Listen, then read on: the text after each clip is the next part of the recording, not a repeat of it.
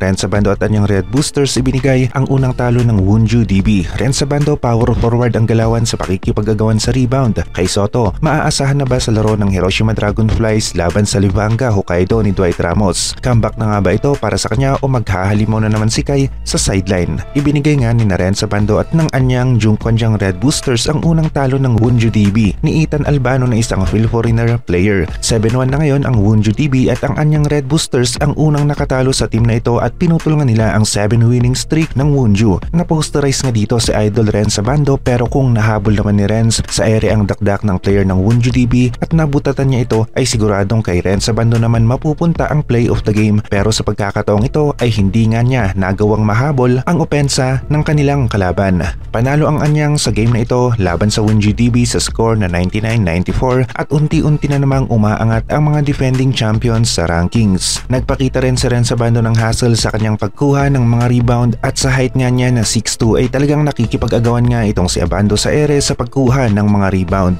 Athletic talaga itong si Abando, mabilis, mataas tumalon, may tira pa para sa opensa at kahit na hindi ganun kalakihan, ang frame ni Abando ay malakas pa rin ito para tapatan ang mga naglalakihang mga players sa loob ng paint at hindi siya natatakot nga na sabayan ang mga ito sa ere, mapa offense man, defense at sa pagkuha nga ng mga rebound. Sila nga ang unang nakatalo sa team ng Wonju DB na merong 7 winning streak at tandaan rin natin na sila rin ang defending champion, ang anyang Jungkwanjang, at hindi pa nga nagbabalik itong si Spellman sa kanilang team bilang ang kanilang import at kung nakabalik na ito ay sigurado na mas magiging malakas pa ang team ni Abando na anyang Jungkwanjang Red Boosters. Maglalaro naman ang Hiroshima Dragonflies ngayong araw at makakalaban nila ang team ng Livanga Hokkaido ni Dwight Ramos. Home court ng Livanga Hokkaido at isa nga ba itong comeback para kay Soto o magiging isa na naman ba siyang energy booster ng Hiroshima Dragonflies sa sideline? Ang magiging sagot nga natin dito ay hindi pa nga ito ang comeback ni Soto para sa team ng Hiroshima Dragonflies at kumpirmado na nasa sideline na nga muna si Soto para sa game na ito. Mananatili na munang isang halimaw na suporta si Kai sa sideline kagaya ng sa nakaraang laro ng Hiroshima Dragonflies na kung saan 100% ang suporta na ibinibigay ni Soto para sa team ng Hiroshima Dragonflies. May katagalan na hindi naglaro si Kai at ang dahilan nga nito ay 100%